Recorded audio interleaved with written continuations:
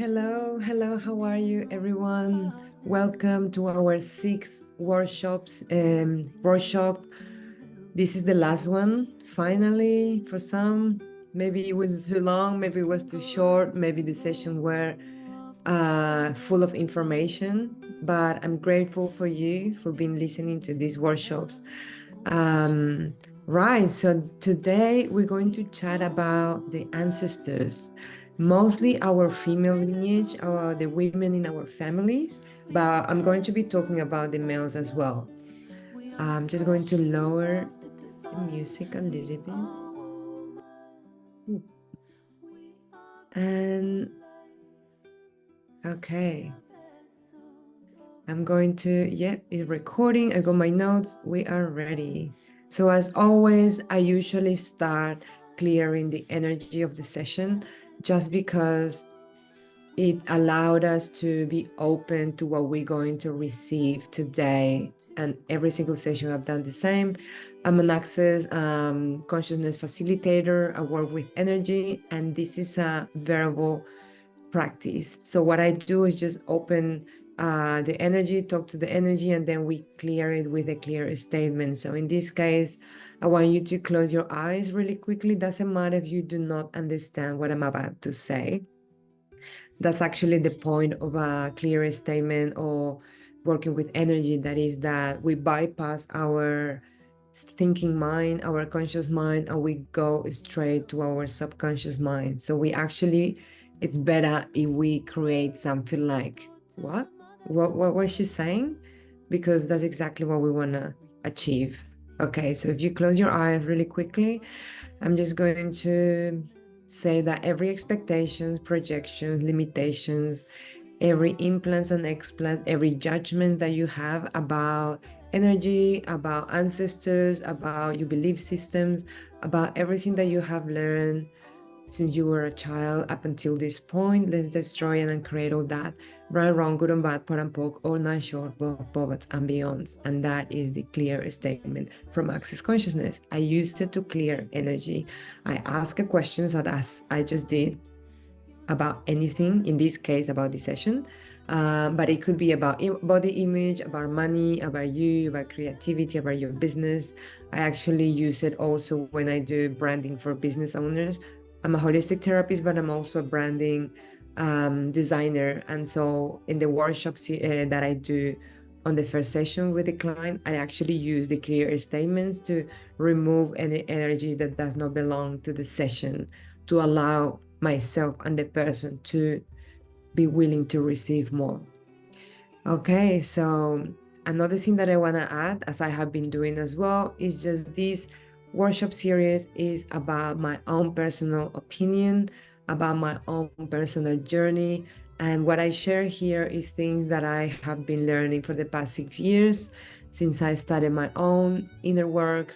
Over the years, I became an Access Consciousness facilitator. I became a Reiki Master teacher, a mindfulness coach, and this year I completed a women's health and cyclic facilitator program. So next year, 2021, it will be full of surprises, exploring more of that realm. So I'm excited about that.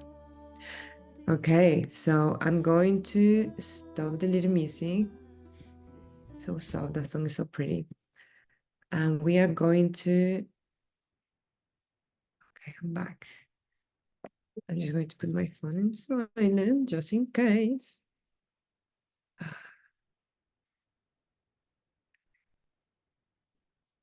All right.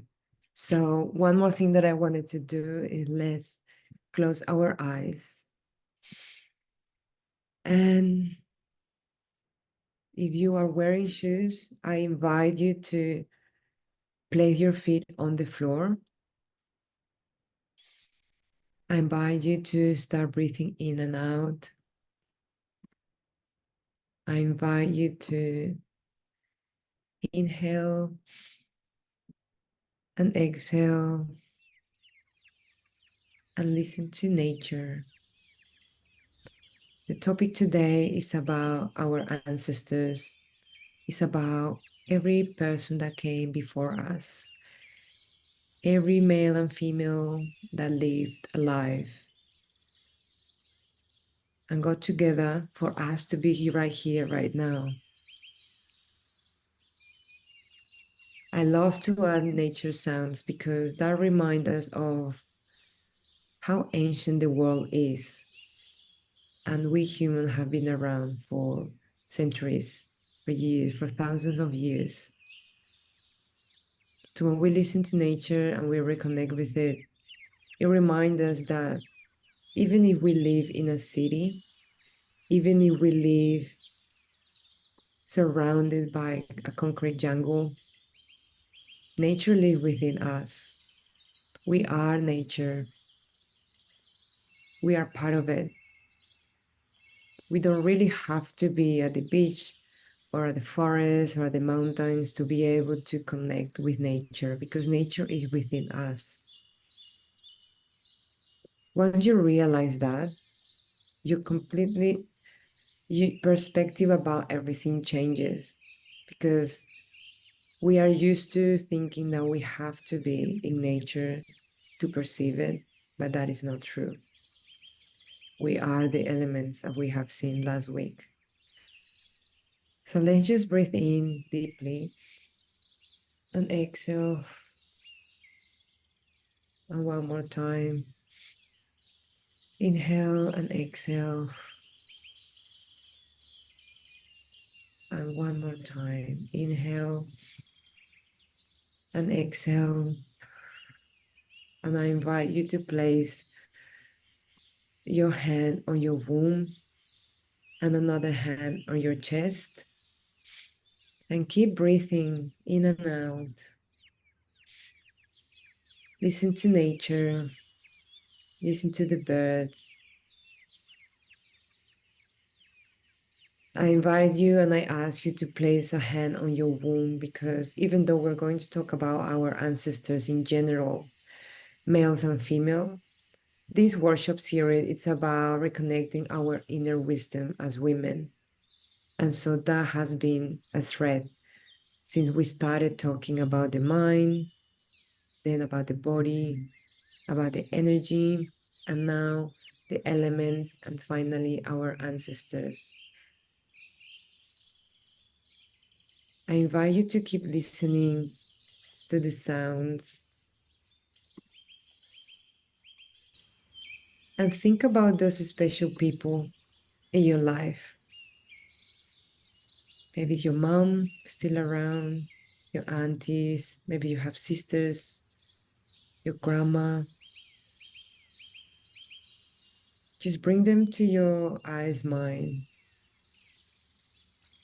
Imagine that they are with you in this workshop, listening to what you're about to learn. And maybe later you can share some information with them. It's never too learn to learn. It's never too late to share valuable information. We have to remember that we live in a time where we have opportunities. We live surrounded by possibilities. We're able to connect with information on the other side of the world for some, books, videos, social media. Most of our ancestors didn't have that opportunity. So just now be grateful and feel your womb and your heart that you are right here, right now for a reason. How we have spoken about breaking cycles, but awakening, and maybe the information in this workshop series has been a contribution to you, not only for you, but for your family, for the people that you know, for your friends. With that in mind, and with those beautiful people in mind, they just come back to center and open our eyes.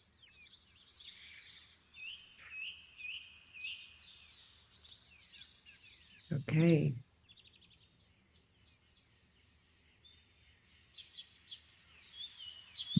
All right, so welcome. I'm just going to stop the beautiful sounds now. Okay. And I ask you if you could imagine your ancestors, your grandma, your mom, your great grandma. You were lucky to meet them, your grandparents. Sometimes we are born and we don't even know our grandparents, let alone our great grandparents. We don't know much about them. What we have to remember is that that doesn't really matter energetically because they live within us. Their energies live, are part of us. They are part of our bodies. They are part of who we are.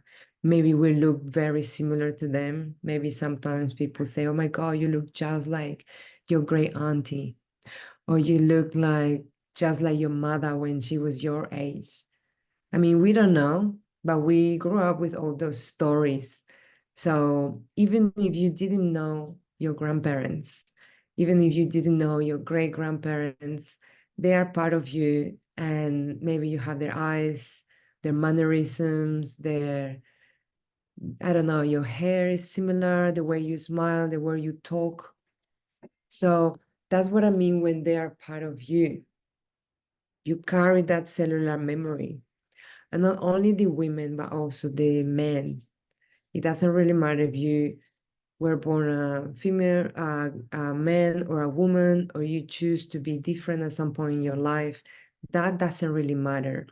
If you watch the previous workshop, that I'm going to do a little bit of a recap just because workshop number 5 and this one are quite intertwined and related. So if you want to watch that, again, to learn about the energies and all that, I invite you to do it, but I'm going to explain that really quickly anyway.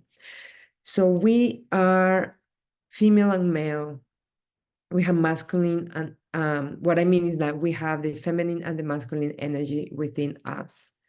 Everything has both, not only people, but also animals, plants, elements, rocks, mountains, everything that is around us. It has both energies. It's really funny, but I speak Spanish and we actually have feminine and masculine articles for some words. So it actually helps to know what is a feminine and what is a masculine. But for some languages, that doesn't really, there's not a thing, or you don't have that. So it's for some people harder to identify, like, oh, why is the earth feminine? Or why is the sun masculine? It's like, who decided that? So I explained it that quite in detail in the previous workshop, but just for you to understand. So the earth has a spirit called Gaia, is the spirit of the earth, is feminine. And why is feminine? Is because if you think about what that energy means, is that it's everything that is mysterious, everything that is not so obvious, that is not on your face, that is sometimes hidden in a cave. If you think about our cervix, it's essentially like a cave, like this area that is dark. That's why when we go to the doctor, they need bigger lights to see further, because otherwise it's actually like a cave. And so it's quite funny that, you think about, oh, but how is that related to the earth? Because when you put a seed or anything grows in the earth, in the soil, it's going to be in the darkness for quite a while. It's going to be in a cocoon. It's going to be hidden. And only after it receives the light from the sun, it receives water, it receives care, then it will start growing and eventually is going to see the light. It's going to be outside. So it's very similar to us women, even when there's a baby. So it's like this little seed that is hidden in the darkness and it starts growing and growing, and then eventually it's going to see the light. So it's basically the same if you compare it in that way. Also, last class we spoke about the symbols. The symbols are really related. I'm not going to go into that because it's like a full-on rabbit hole, but If you think about the woman's body, again, all the genital area is hidden. You cannot see it, just like the earth. If you think about the masculine energy, like the sun, you cannot, the sun is always there. The light is so potent that you cannot really hide from that. You have to go to a cave essentially to hide from that. It's outside. So it's like the male, like guys with like men, is like the genitals are outside. They are very you can see them. It's not that you can hide them really. So that's what I mean, that that energy is related to everything that you can see.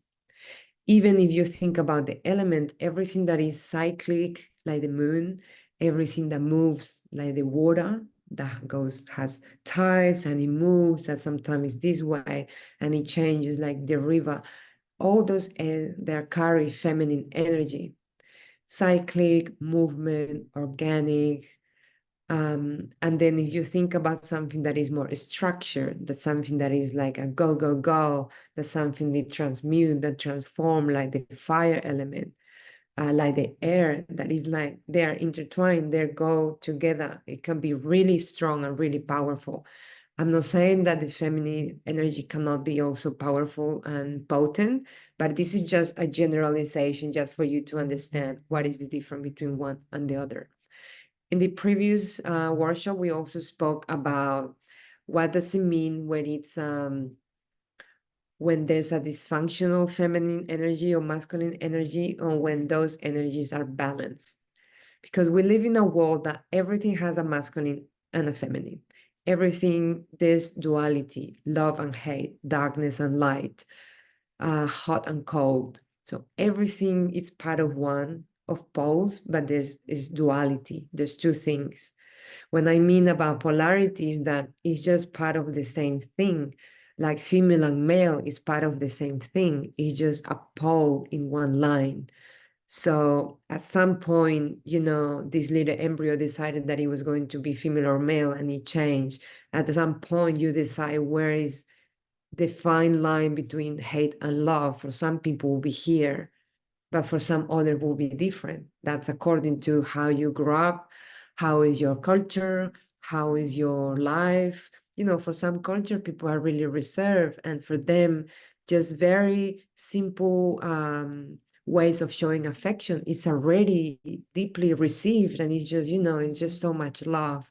For other cultures, if it's too subtle, they just don't even notice. For other cultures, they need to be very like passionate and very like outgoing and show with emotion, and then it's like, oh, that is love for them.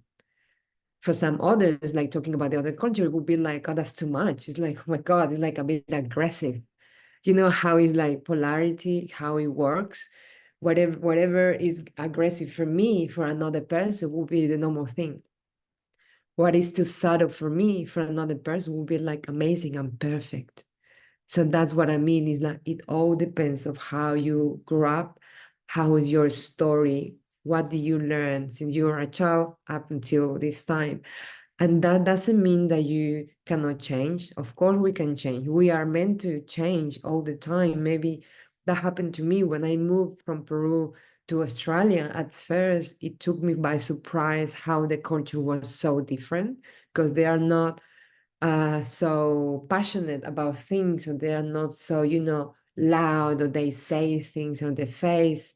It's just different. Over time, I absorbed some of that culture as well, and I just changed as well. So when I was going back to Peru, it was like, oh, okay, I can see now how is they are in this country, they are this way, and in another country and are different. That always happens as well when you start traveling and you absorb different cultures and you start understanding, oh, wow, okay, I am very different from these people. Like, I am very different to these friends that I met that I love, but we are just different. And maybe some people, you just start embracing that. And that's the beauty of being able to travel and have friends all over the world. So that is the beauty about the time that we live right now. Even if you don't understand or you don't know, last workshop I spoke about Pachamama and Inti. Int is the sun, Pachamama is Mother Earth. For other cultures, you will have heard the yin energy, which is the feminine, and the yang is the masculine, or Shiva, the masculine, Shakti, the feminine, or Isis, the feminine, Horus, the masculine. So it's everywhere, really. You just need to have the time and just go and do your research, but you will see that every ancient culture, they had their own representation of the masculine and the feminine. Right. So that was a little bit of a recap from last week, just for you to understand now why is that feminine and masculine so important to have a, sort of like a baseline of knowledge for the ancestors.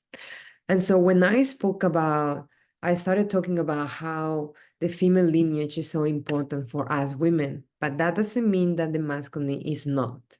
And that doesn't mean that the guys like dad and my brothers and my grandparents are not important. What I meant is that for women, because we have a womb, which is our second heart, we carry a cellular memory from different generations. So even if your mom is still around and you see her all the time, that doesn't mean that she's not an ancestor. She is already an ancestor. If you have children or nieces or nephews, you are already an ancestor of them. Why? Because you're just older than them. You were born before. Every person that was born before you, even your older brother or sister, your parents, your grandparents, and so on and so on, they are all your ancestors. So it's funny because we learned that these were ancestors or ancestry is like this ancient thing. It's like, oh, yeah, because my family came from Spain years and years ago. Those are my ancestors. They just feel so far away. Sometimes we just don't know anything about them. We just know information about parents, grandparents, and that's basically it. What I want you to explain this is because to know about your parents' stories is really important if you are embarking yourself into womb healing or family constellations that I'm going to be talking about that later on, or about just healing your lineage in general, female and male. So it's really important to know the stories about your parents, not from the point of view of being your mom and dad, but just them as people, individuals. And the same with your grandparents. Before they were parents themselves, who they were, what did they wanted to do? Did they have dreams? Did they like to speak about these things or that things? I remember I only have one grandma now. The other three passed away a few years ago. And one of them, my grandpa, he was passionate about cultures and about countries. So when I started saving enough money, the first thing I did was start traveling. I used to travel a lot with my backpack. And every time when I would go back to Lima, where I was still living there, he wanted to hear everything about it. He wanted to hear about the countries, the what I did, what I met, what did it look like. He wanted to see photos. And then over time, I realized that he always wanted to explore. But he lived in a different time. It was not that easy. It was not as easy as it is now. And so he just was not able to do it. And so over the years, I realized that maybe I had some of that energy in me, the masculine energy from my grandpa. And so the way the masculine reflected in me, it was if that fire that made me save my money and go for it, leave my country and go explore different places. So that's how you can see the masculine energy in someone. Is, for example, talking about this same example, if you don't have that fire, the masculine is not strong in that specific subject, maybe you just like your comfort and you just like to be at home. You like to be surrounded with familiar things, familiar people. And that doesn't mean that it's good and bad. It's just the way you are. But that's an example just to explain what is the difference between, having the masculine running your life in this aspect, for example, being an explorer, and someone that doesn't have in that way, but maybe your energy, your masculine energy is building your business in your town. And so both are masculine energies, but they are just channeled in different ways. Over time, maybe your energies will change, and it is meant to change, and it is meant to evolve. And just as we spoke last week, like cycles, sometimes we feel like we want to be in a cocoon, so that will be feminine energy, because we want to be, like earth, like hidden in the darkness, quiet. And so then we leave the cocoon and then we go outside, like in summer and in spring, because we are outside. I hope that's making sense. Hopefully it is. Okay. Um, so something that I wanted to touch a little bit is that a lot of people that do inner healing or start exploring, if you're a woman, you explore somehow, you end up exploring your womb and all that female energy, and your female ancestors. Why? Because when you start going within and you start doing inner work, at some point in that time, you're going to be talking about your inner child, and you're going to be talking about your inner teen and what happened in our teen years. We have our cycles, our moon for the first time. So that is related to the womb. And that is related to womb healing and related to mom and grandma and so on.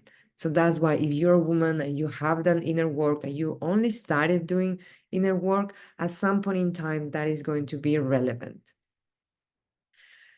So then this is the interesting thing, that the males in your family, they become, and this is more like energetic talk, but they become what in Quechua, Peruvian, I come from Peru, so we use some Quechua word, and the word for teachers is amauta.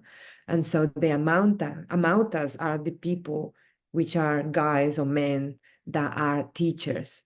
And it's really interesting because when you talk about ancestry and energies, usually the guys in your family, your dad, if you have brothers, your uncles, they come into this life as teachers. And you might be thinking, like, oh, they didn't teach me anything. But I'm not talking about like teaching like things specifically for your life, but this is just um, energetically, they will be teaching you something. If it's about uh, your female lineage, you might and start seeing patterns that are repeated from one generation to a next generation. For example, men were very dominant or controlling, and so that meant that women needed to be very quiet and submissive. So that's what I mean, that they are energetically, they come as teachers until someone decides to break a cycle. So what I mean by that is that when you start observing your ancestors, your generation, parents, grandparents, and so on and so on, you can start finding patterns that repeat.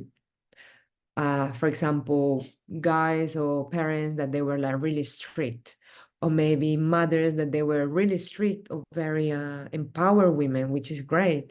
Or some other families where the opposites, the guys were the ones that were always working and really hard workers and very strict, and they were the ones bringing the food to home, while moms or women were the ones staying at home and they left their careers on the side, for example. And so when you start realizing and doing a research about those details, and you start seeing like, okay, that's interesting. Mom stopped working when I was born, and then her mom did the same. And then the woman before that, great grandma, didn't even go to school because she, I don't know, maybe had children very, very young. And so back then, it was just not even considered that women will continue their studies, for example. And so when you start seeing all these patterns, is then when you say, okay, and what about me? Am I repeating the same thing? Am I also with a partner that repeats who my dad was and who my granddad was? Or did I choose someone completely different? And you can start observing and realizing, okay, what am I breaking here? Did I actually break a cycle? Did I actually repeating a cycle? Some people actually start repeating a cycle and then something happened in their life and they realize and they are like, I'm not doing that. I'm changing. And so that means is the awakening, the moment in their life that triggers that change. And they say, this ends with me. I do not want to be like my mom or like my grandma or my great grandma. This doesn't mean that you are not accepting them and you are judging them and, it's their fault that you are repeating a cycle. That has nothing to do with that. That's what I mean by the guys are the amautas, they are the teachers, because energetically they came to this life to show us where is the change, where is that little detail that other generation missed, and we are observing. For us it's obvious. Maybe it's because we live in a time that we have so much information and we can Google, we can go online, we can watch workshops, people talk about it, and so you start questioning your own life and you're like, okay, that sounds like me. Okay, maybe that is my mom. Oh my God, yes, that was me as a child. And so you start recognizing, like, I am repeating that cycle, or I am in this archetype, right? We spoke in, like, I feel like it was workshop 2, we spoke about archetypes. And so only when something comes out of your unconscious mind, which is, we discussed that as well at the beginning of the workshop series, you have no idea that that's a cycle that is being repeated, or there is something that you are doing exactly the same as grandma, mom, and aunties, and everyone in your family, because it's subconscious. It's like encoded within you. You carry it in your cellular memory, in your womb, in your body, in your whole being. And only when that comes into your conscious mind, to the front, to your thinking mind, that's the only moment that you learn and you're like, oh my God, I've been doing this for years and I never noticed it because it was subconscious. It's totally normal. Then that's when energetic work, like access bars, that I don't know, mindfulness coaching or coaching in any other way, even women's circles are very, very interesting to attend, because a facilitator will tell you this information, and for you might be the very, very first time that you're hearing it. That doesn't mean that you were blind and you were like, oh my God, I've been a fool for years. No, it's just maybe you were just not ready to receive that information. Maybe the information was around you, but because it was in your subconscious mind, you were just not even paying attention. It was just not obvious to you. That doesn't mean that it was, oh my God, I've lost all these years doing acting this way. Not at all. You have to always remember that your soul has a purpose and your higher being is guiding you. So maybe if, like, 2 years ago you received this information, someone maybe gave you a book that you never read, or someone shared a video that you just never watched, maybe you were just not ready for that. Maybe if you read that, you were going to completely forget that information. You were just not going to absorb it. So then you had to wait 2 years, and then someone else sent you a video or you watch a workshop, and then you were like, oh my God, yes. Because what happened 2 years later, you have more information, you are acknowledging other things about yourself, and now that comes from your subconscious mind to your conscious mind, and now you understand. It's as simple as that. It's like, I remember when I started my inner journey, I was doing, as I mentioned, like, you start doing inner work and you end up talking about your womb, and you go there. And I remember for like a while, I just sort of left it because I don't know, I just didn't think it was relevant at the time. Fast forward 4 years, and it was super relevant for me, so much that I became a facilitator of women's health and cyclic health, because I was ready now. If 4 years ago someone would have said, Vanessa, do you want to join this certification program? I was going to say, like, no, I mean, it sounds interesting, but it's not for me. I had to live 4 years of inner work or healing or other experiences for me to be ready and say, yeah, I remember when I started that journey years ago, but I just pause that for whatever reason. And only 4 years later, I was ready to receive. I was ready to commit, to go to classes every week, to do the homework, to do the processes, because it's a commitment like anything. Even this workshop series, if you really want to deep dive into yourself, it could be a commitment for some people. Because it's like, okay, your time, we live in a world that is just always doing, doing, doing. And if we're talking about energies, they're doing, doing, doing things all the time. That's the masculine energy. Everything like goes forward, always doing things. If you decide to pause one day and say, oh, I'm going to watch that workshop that it was about the body or energies. What are you doing? You're staying at home, you reserving this time of the day to do it, you're being quiet, maybe you have a tea with you, some water. You actually using your feminine energy to do that. You're embracing your own time, that quietness. You're not doing things, but you're just existing and absorbing information. So that is the feminine energy. It's always, if you start analyzing your day, I've never done it actually, but it would be really interesting to do, like, every time that you do something during your day, since you wake up, you can actually say, this masculine or this is a feminine energy. If you meditate, that's a feminine because you're quiet. If you start checking your emails straight away as soon as you wake up, that's the masculine because you're doing things, you're thinking straight away. Something that I learned when I started practicing mindfulness, something that they actually make us do when you do a certification, is that they say, do not look at your phone for the first 2 hours of your day.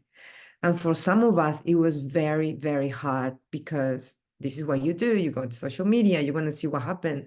I don't know, check your emails, work. And so at first, it was extremely hard. Eventually, I realized that this is amazing. And I started doing it because it allows you to just wake up really slowly, maybe have your shower, have your coffee or your tea, have your breakfast, read a book. Little by little, you're telling your body, okay, this is the time of nourishment. This is the time that we are awakening. Also, it's really good for your glands if you are, you have imbalances for your hormones. It's extremely good to don't go straight into doing energy, like, but just slowly wake up slowly, and then not go straight into emails, but just allowing yourself to drink a cup of tea, read a book, meditate, cook some breakfast, and then open the blinds, sun, if you're like in a place that is really sunny, and then you're awake. And then, okay, I can now see my emails and go into the doing energy. So it will be interesting so you can explore that and maybe do it, one day, or try to do, okay, what am I being today? There's some days that we do so much that then the next day we feel exhausted. And have you ever thought about that? Why that happens? It's because you're giving so much of this type of energy that the next day we have both. So we have to rebalance. That's why when we experience a lot of stress at work, it's not rare that when you calm down, a lot of people get a cold or get sick. Why? Because it's your own energy, your own body that is saying you need to rest now. And energetically, sometimes that will be like you need to be in bed. So that is, we're creating this imbalance that will make you be in bed. Something really interesting as well is that energetically, some people twist their ankles. And that goes more into energies that the left, or the left side is related to the female feminine energy, and the right is linked to the masculine energy. So it depends of which one you are twisting.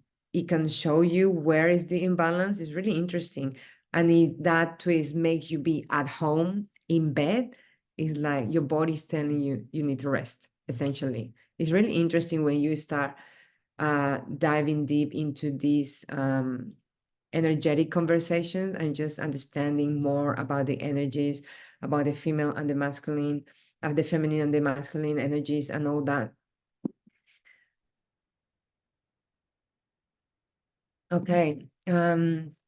Now, I spoke a little bit about cellular memory. Have you ever heard about that? Cellular memory, what is that? It's something that it's basically what you carry within you. I always refer back to the womb because the womb is the second heart for women. It's our creative powerhouse. It's what makes us do things um, that are related to female energy, feminine energy. So creativity, ideas, dreams, organic things, and community, family, nourishment, all that sort of stuff. And so that womb, if you think about it, you visualize it, that is like a little balloon or like a little area that there's nothing inside. It's like it's empty most of the time, and only the only time that there's something in there is when you create life or when you have your cycle. But other times is nothing there. So every place in our bodies when there's a space, energy can be stored. And so if over generations there has been energy that has not been transmuted, moved, the energy stays there. And so if you can think about your mom, when your mom, had you, that you live in this space, that it was empty. But let's say in that space there was some energy, good or bad, doesn't really matter, and anything and everything that you're thinking that is good or bad or right and wrong, let's just destroy and create all that right and wrong, good and bad, pot and poke, all nine shows, both puppets and beyonds. As I said, we like to see things as information. You do your own judgment, and I invite you to feel empowered to go and research more. Don't take my word as like this is the rule and Vanessa said so. So no. And so, because if there was some energy that was not transmuted and it was, let's say, sadness or emotion or trauma, something happened to that area. We're talking about the womb area, and also is the sacral chakra or energy center, which is related to your own, who you are, who am I as a person, as a woman. And so, if that energy is just sitting there, not moving, and then there's a soul that comes there, and so that becomes cellular memory, because that becomes infused in your own cells, and then when you become a person, that energy that was not transmuted, it will pass on to the next generation. For women, it's more relevant because we have a womb, like a little area called like a little box that store energy. And so if you don't clean or cleanse that area, it can carry a lot of stuff that many times is not even yours. It could be from mom, from grandma, from great grandma, from great great grandma, and all that. And also when we do inner work and when we heal our womb, the cellular memory can carry up to 7 generations within that cellular memory. And if you think about grandma, and I in the chat I mentioned that grandma is very important. So from the mom of our mom is very important for us women. And why is that? Because you might have read this before, that when we were conceived, um, we were inside our mom, and where mom was conceived, she was inside her mom. And so when my mom was conceived, she already had all her eggs within her, and she was inside her mom. And so whatever energy was living in that grandma passed on to mom, because we as eggs, we were not soul yet, but the cells were there, received that imprinting. And so when you went to the next generation, and then we are conceived, we are carrying the cellular memory of our mom and our grandma. So that's why it becomes imprinted within us. And that's what is so important, to reach out to grandma if she's still around, or just try to find out information about her, or what she loved, what she didn't like, what she achieved. I when I was doing healing work, sadly, my grandma was not, she was already, almost passing. She was in bed for many, many years, and this might resonate with you in some level.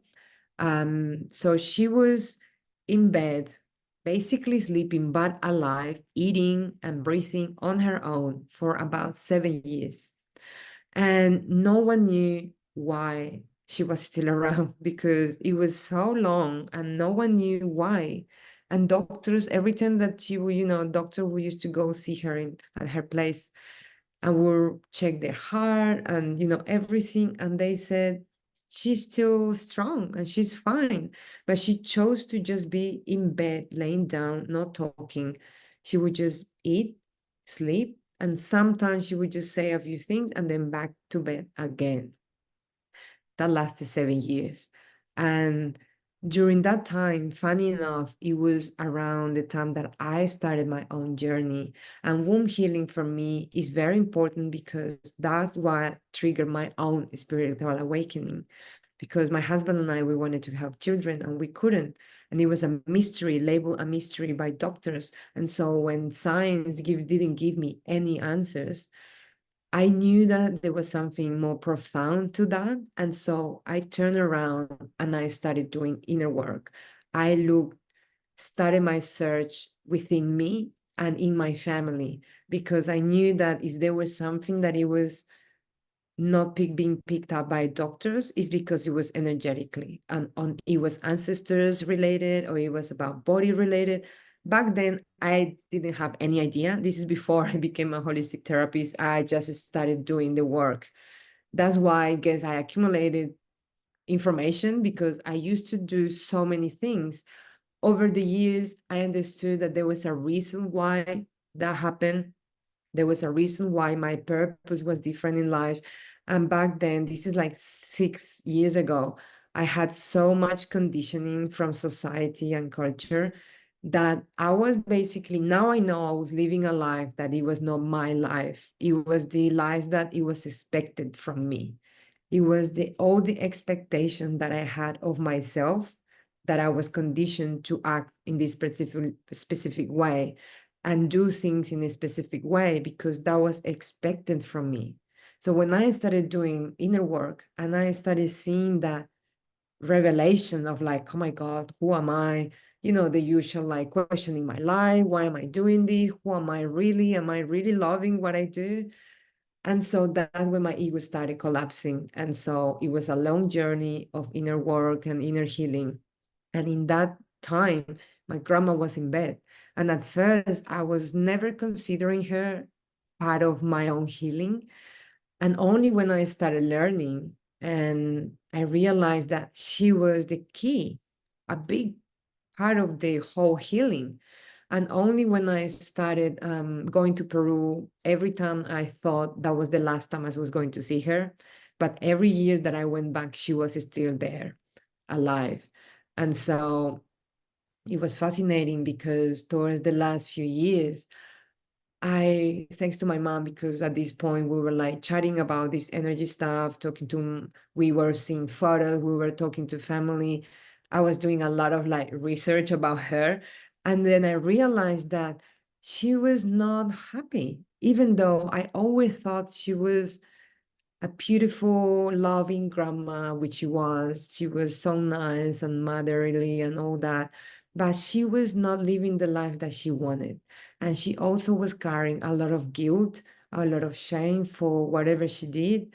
And that because there was another layer of religion. She was very religious. So she thought that she was going to go to hell or be in a bad place because she was not worthy of going to the source or back to heaven or the light, whatever you want to call it. And everything and anything that brings up to you related to religion, to belief systems, to your own family, let's just destroy and create all that, right, wrong, good and bad, pot and po, all night show above puppets and beyonds. I just needed to do that because I just felt that the energy was getting a bit charged, heavy. And so but it took years for us to realize. And another thing that I learned, it was that At that time, there were some conflicts within my family on her side. And then thanks to my sister as well, she's very intuitive, even though she's not a holistic therapist. I'm pretty sure she could be one because she's like so good at receiving information. And she was the one that told me, Vanessa, I think it's because there's conflict that she's not leaving. She's waiting for harmony.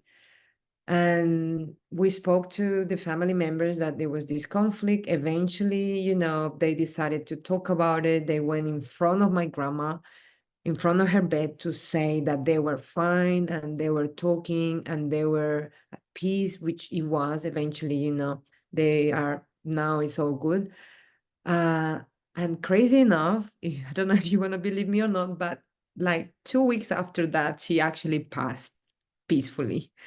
And we think it was because of all this family stuff that she was carrying, and it was guilt and shame and all those heavy emotions that it was not allowing her to transcend. And another thing that I learned thanks to access consciousness as well is that because we have belief systems since we are born up until this moment and all our life, we have point of views and we have belief systems. And if you have a belief system that dying needs to be hard and difficult and painful, and you have to suffer when you are old and you're getting old and it aches and everything is sickness and bad. So you are creating your own reality, and it's probably going to be that way because that's what you believe. If you release that energy of in access consciousness, we believe that it's all about what the being wants, our infinite being, not the body, but our soul. And so the soul is always ready to transcend. It's always ready to go back to the source and, have a debrief saying, oh my God, how was my human experience this time? What did I learn? What I didn't learn? Do I have to go back, or should I just hang around in the light for a little bit longer? Whatever you want to believe, right? And so, but the body and the mind, if they have a belief system, and they believe that dying is hard and getting old is the worst that could happen, and they have all these stories in their mind, so then the body is going to follow that belief system. The body is going to be still around because it needs to be painful. When you have a belief system, many times you create a life to actually defend the point of view. Because if you don't have a life that is hard, if you, let's say, this is like a simpler example. If you believe that life is hard, you're going to create everything around your life so it's hard, because that way you're defending the point of view that life is hard.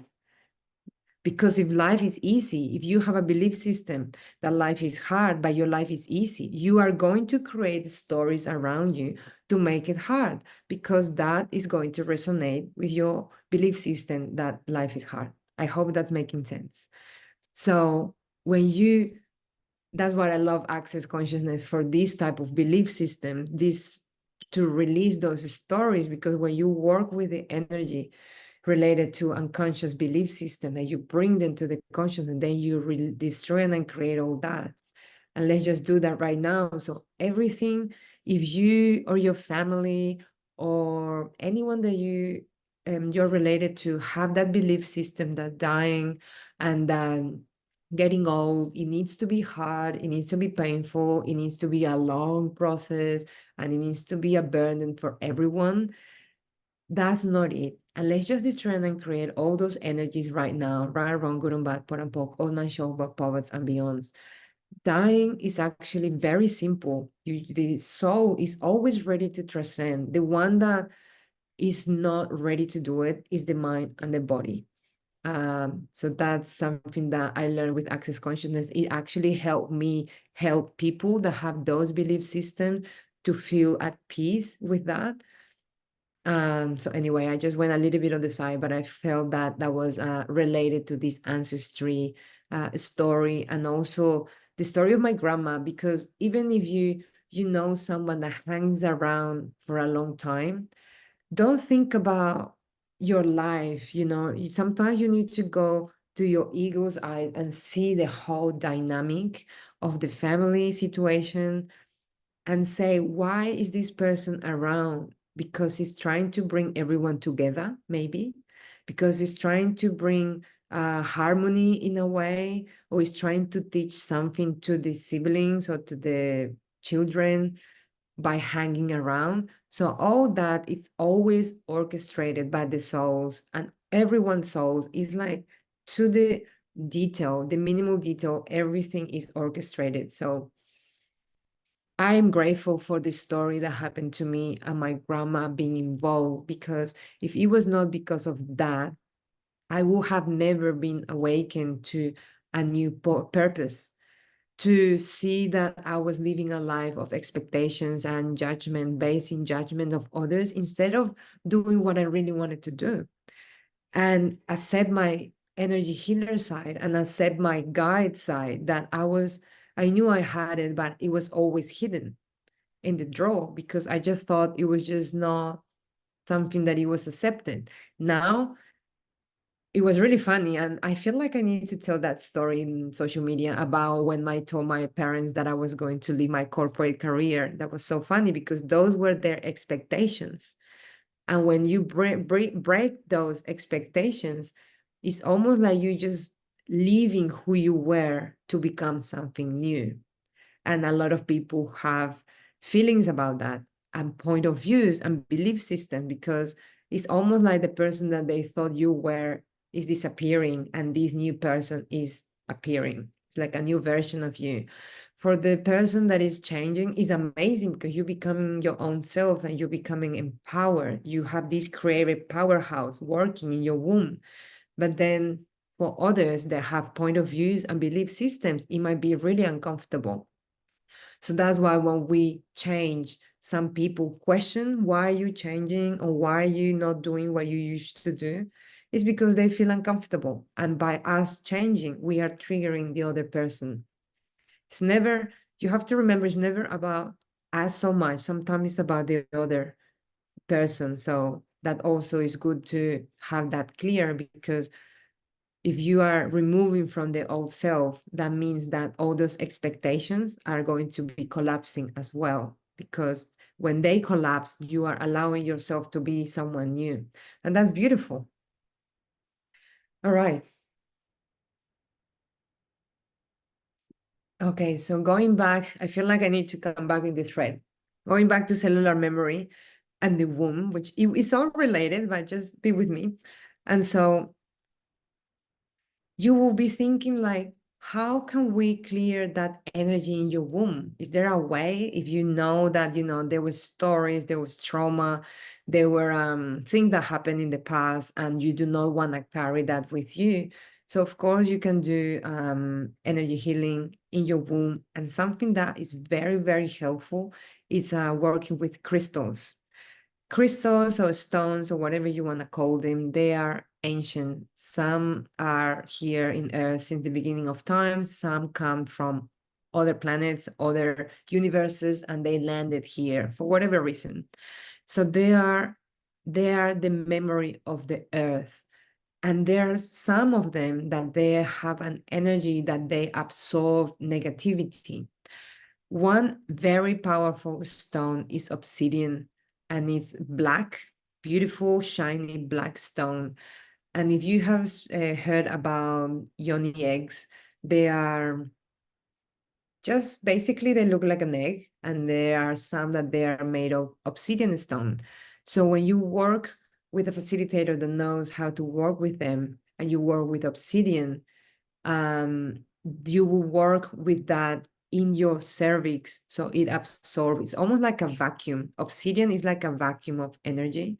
If you have obsidian at home, or like you get a obsidian, sometimes they sell them as a flat stone, because they are really good also for massage. And they are good for massage because when you use obsidian is going to be absorbing the energies that are stored in the body.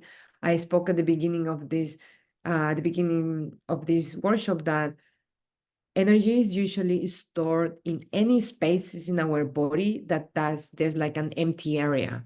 Many times that happen in like joints, because there's like empty areas and people get joints pain, like shoulders or knees or ankles.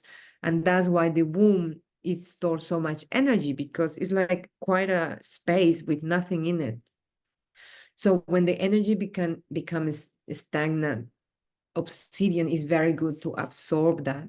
And that's why obsidian stone is very good to use it within the cervix to absorb the energy of that.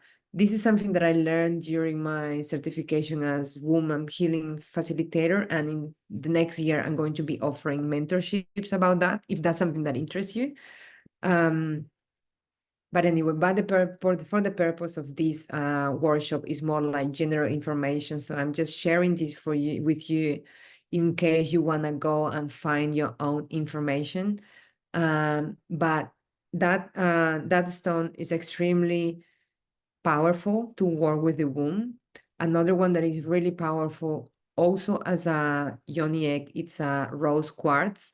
Usually the way it works is that you will work with obsidian first to clear energy from there, and then you use rose quartz, because rose quartz, it's about unconditional love, it's about Mother Mary energy, female energy. And so if you clearing everything from there and then you use a rose quartz, it's bringing all this beautiful energy in a space that has been clear. Because if it's nothing in there, what do you want to bring to your life? You want abundance, and you want creativity, and you want that beautiful powerhouse that is your womb to be clear and flowing with the cycles, aligned with the moon, and all that. So that's why these two crystals are uh, so good for the womb healing. Another thing that is very powerful is to work with the body, not only your womb, but like there's breath work, this womb breath work that also you can do, that work with the womb area and the way you move your pelvic floor. So that's a womb breath work exercises. Then you can also have free form movement classes, or doing on your own time. Go to at home, just play music and move your body. Shake your body is also extremely good for moving the energy. If you have ever seen a shaman working, or any medicine man, medicine woman, they usually have a rattle, or a shaker. It's just like this device or this element that when you move them, it sounds like that's a rattle. And I actually have one. I could have shown you, but anyway. So with for a reason. So let's continue. So why they use a rattle? Because inside there's seeds, and when they are shaken, it's like the same that you do with your body. When you shake, you're shaking the energy. That's why a shaman have a shaker, and they go around the person, they go in around an area, a house, a space, around themselves. Why? Because they are moving the energy. They are shaking the molecules around them with the rattle. And so that's why when you use your own body to shake, you are shaking the energy that is being stagnant there for so long. And so, for example, when I remember at the very beginning of my journey, when I started doing these women's circles, that they ask us to put music on and start moving, I used to get this pain in my pelvic area. And at first, I just didn't know why it was. And then I started understanding that it was my womb communicating with me, because this is another thing that is really key. Sometimes we get these strange pains in that area, and we think that they're just cramps. Oh, it's just a cramp. But we don't pay attention, because sometimes they have nothing to do with our cycle. They are like completely random day. This is just, or you met with someone, or you saw something, and it's just a activity there, like a pain. And so sometimes the womb will communicate energetically to you, but it's up to you to pay attention. It's like, what is this? what is happening. Is it because we are cold, or is it because we are getting tense, or it's intuition? Or that's up to you to discover how is that working for you. How is the way of your body reacting to situations?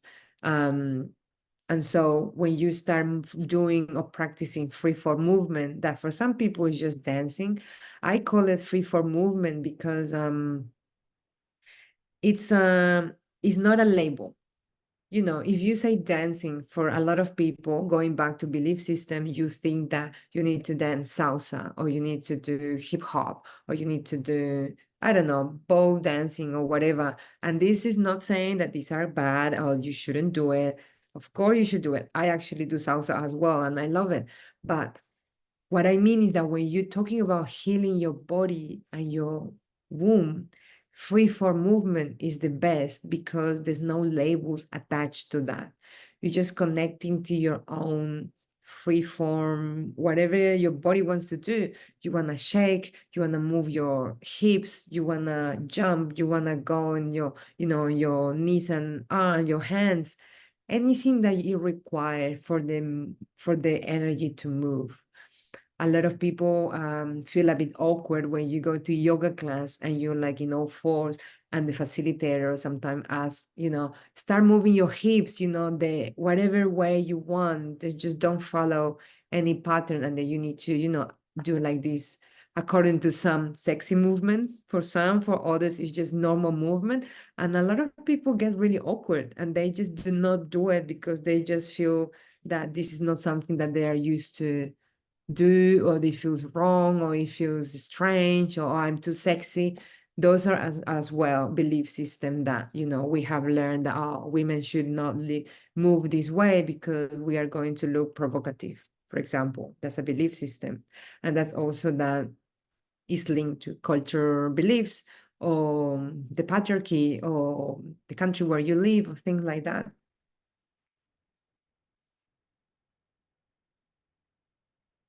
All right, so that there's a I feel like I recommended this book 2 times already, but I will recommend it again. It's called The Wise Woman's Way for Michaela Cohen, and that she gives actually different ways of practicing free form movement in her book. At the very end, there's like lots of exercises to reconnect with your womb. This also includes women's circles. And why women's circles? Because if you have been following this workshop series, I have mentioned quite a few times that at the beginning of times, people, not only women, we used to gather in circles, like just all the family, the whole community in a big circle. And this is because it was a way of being together as one, as wholeness or oneness, unity, whatever you want to call it. And it's also a way that you see everyone's faces at the same time. And when you talk, it goes to everyone. That's why women circles, or circles in general, they used to be done in like domes or teepee houses or outdoors around a fire or things like that, because it was a moment that people identify like, okay, we are going to hear a story, we're going to learn something, we're going to share an experience. And when you're sharing something with women, we are very it's almost like you find sisterhood when you do women's circle. It could be a person that you've never met before, but something that they said resonates with you, and something that you said resonates with some other person. So when you start sharing stories, you have no idea the impact that you can do by sharing your own story. You might say, oh, but who's going to hear? No, it's not important. Who's going to hear me? It's not important. It's like nothing. We tend women tend to minimize our ability to share and ability to guide others. We are natural guides, natural mothers. Even if you don't have children, we have a womb, and we have this energy of creativity, community, unity, a family, guidance, medicine woman, or whatever, if you have other names for that. It's because when we share emotion, the story, you are actually teaching something to the others. And then when they share something, they are teaching you something as well. That's why when we talk about energy work, I always say I am a contribution to my client or whoever I'm doing it, and they are a contribution to me. It's always an exchange. The only difference between this person, that person, and me is that maybe I started my journey before them. That doesn't mean that this person in 2 years' time they are going to be guiding someone else. That's why the work is very empowering because you pass on the information. And then if you feel it's valuable or you grab a few things that you think they are important, and then you will grab that and you will pass it on to someone else. And then you will feel, okay, this is the contribution, this is the circle. And the circles is also a sacred geometry symbol that it's infinite. It never ends. It's continuous. It's cyclic. So that's why it's very important to create women's circle. Now more than ever, that the world has a lot of masculinity within, working, doing, achieving, comparing, all those things that they just feel so heavy. But when we go into this container of women's circle and we live in a life that even if it's not in person, it feels like a circle, it feels like a container. You can be online, like these workshops that you're just sharing information. And I always tell you, grab whatever you want to share with your family or friends or for your own, and just continue the exploration, because that's the only way that then you are going to feel empowered. And then you say, aha, I have now my truth. And then who can I share this truth with? Maybe there's someone else that have no information and I can give them a little bit of these crumbs, that they are part of me. And now it's going to be part of them. So that's why circles, especially for women, I'm not saying that you cannot do for guys as well or only guys. I love those, I follow some people that they do guys gatherings and circles.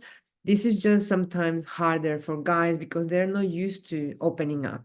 For us, I feel like it just comes more natural.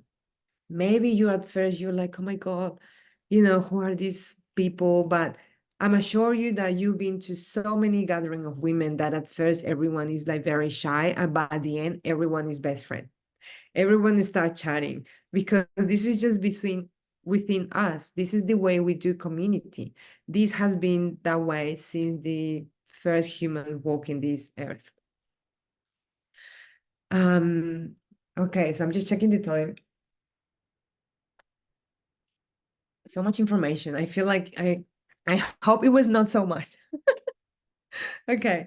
Another thing that I wanted to add here is that ways of you can actually heal your womb and heal your ancestry. I spoke about dancing before. I feel like last week I also spoke about that. Freeform dancing, because when you move your body, it's almost like you're reclaiming this energy that your ancestors were not able to do.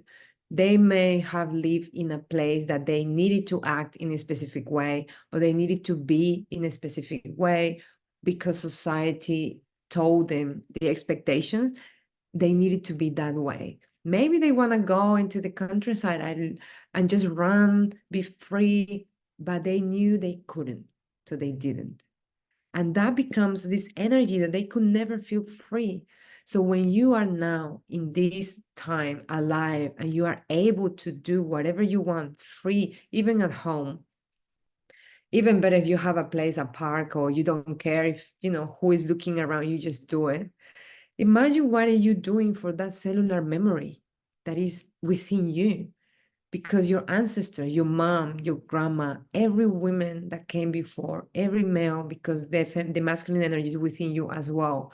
When you focus and you say, I'm doing this for you guys as well, not only for me, you are freeing them, because that cellular memory that is being stuck there and heavy, it finally can find their freedom thanks to you as a channel, because we are all channels. The thing that we learned that, we cannot channel, we cannot do it, that's belief system one more time. This is because we just blocked it at some point, but everyone is born being a channel and everyone is able to transmute energy. You just need to allow yourself to do it and think to yourself, I am worthy and to do it, and I'm going to do it. When you do inner work, a lot of people say, but I can't do it, it's so hard. Of course, it's hard because you're not going to do it only for yourself. You're doing it for so many others that came before you. But there's always a cycle breaker that says it ends with me and I'm brave enough. I have my ancestors within me. When you start working with ancestry, you realize that you're never alone. They are always with you. You can always talk to the grandma, grandpa, be with me, I need you. And you will never feel alone. They will always be with you. And if you had an explorer grandpa, a loving grandma, a very brave uncle or whatever, they are all within you. You are part of that energy. You just need to acknowledge that. And then, as well as they give you that part of them and you reclaim that power, you can also reclaim their freedom and dance for them and do the healing for them, help them, even though they are not in this world like a body anymore. You can still transmute the energy because when we heal ourselves, as I said, you heal 7 generations before. And if you're thinking about that seventh person before you, if it was a woman, that is carrying 7 more of before. So it's actually like, I don't even know how many people those are, but it's a lot. Another ritual that you can do is something called a family constellation. For some, might be the first time you're hearing this, like family constellation. What does that mean? It's actually called systematic family constellation, the whole name.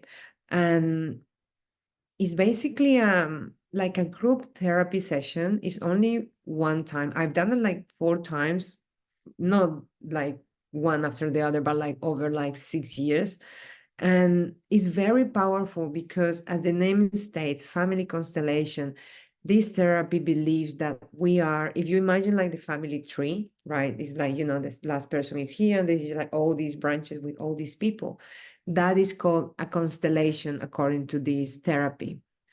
And so this whole constellation that came before you is thanks to them that you are here.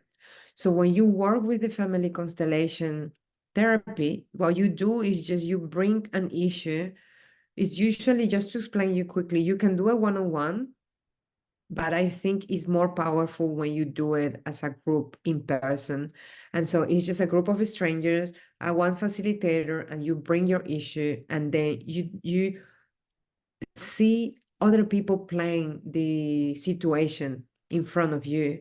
And so because they are playing it and energies comes into play, and people will start saying things like, my shoulder is hurting, or oh my God, I feel like I don't have a voice. And it's fascinating because the first time I did it and someone chose me to act or react a situation, my thinking mind was like, I'm not going to feel anything. Oh my God, what am I going to do? And then suddenly I started feeling things. And the idea is that you actually share what are you feeling, because that's relevant for this person that you are facilitating, you are helping them.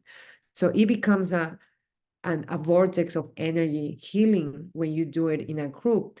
And that can be very healing for people that are not present anymore, like your parents or grandparents, or things that you don't understand why you are carrying.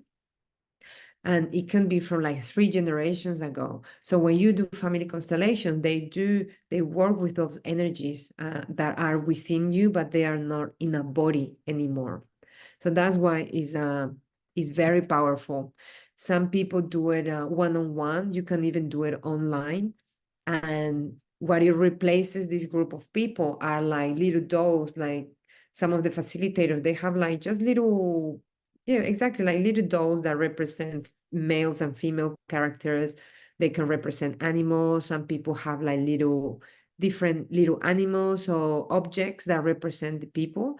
And it's fascinating because they actually move in a way, because they use like water and they float in water and they just move and create patterns. And so if you ever interested in like healing your lineage or healing stories that you maybe are suspicious that something happened in your family that you don't know, but you know something is there, or maybe there's a secret that no one said and no one talks about, but you know there's something there.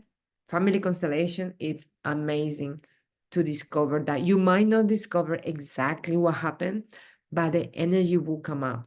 And sometimes I've been to ones that I thought I was working with this issue, and then something completely different comes up. And it's because it was just hidden. It was hidden information.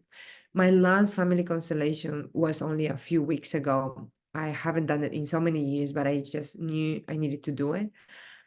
And my great grandparents came up, people that I never think about them because they're just so long ago that, and they came up, they wanted to be acknowledged. So now they're like, these people existed.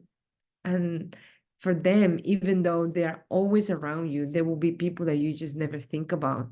And then finally, when they are acknowledged, is that you are reclaiming, oh my God, whatever gift you wanted to give me, I'm willing to receive. I'm willing to heal. Now you're part of my family constellation. It's almost like, it's like you have a gang, or like not a gang, but like a group of, individuals that they are behind you. And when you do family constellation, they always make you visualize them like a line of people. You've probably seen them in social media. There's a lot of photos or little drawings about that. It's like a line of people, and you're the first one because you're the one that is doing the work. But you're not alone. They are behind you, supporting you. But when you're doing the work in the physical world, you are actually doing it for all these people that are behind you. It's fascinating. Another thing, another ritual that is really cool, and you can do it at home on your own. You can do offerings to Mother Earth. In Peru, we call them offerings to Pachamama, but it's just an offering to Mother Earth. Now is coming the winter solstice, and that is perfect to do ritual for abundance, for healing, for transmutation of energy. If you want to write letters of what you want to leave behind, a lot of people do it on the last day of the year.